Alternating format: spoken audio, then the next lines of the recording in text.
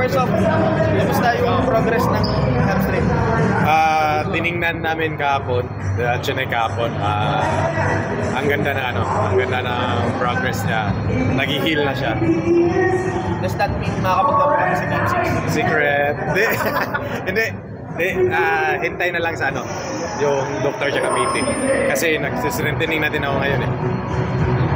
Ano bang ginagawa mo? Pahinga lang or may rehab? Oh, rehab, strengthening, pahinga, strengthening, ganun.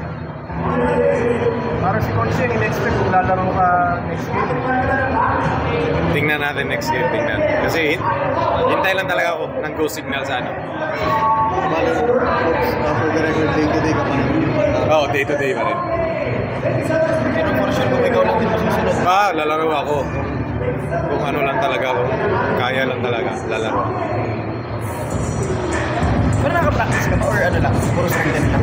Strengthening, shooting. Hindi mo ba yung mga injuries na naka-affect mo dito sa schedule? Wala yun. Oo, laking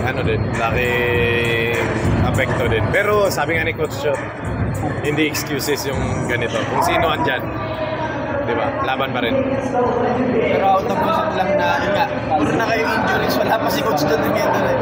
Kaya nga ang ganda. Grabe yung pinagdaanan ng team namin ngayon eh, no? Pero gano'n talaga, mas masarap, mas fulfilling kung manalo ka tapos ang daming pinagdaanan ng team nyo. So, gano'n talaga.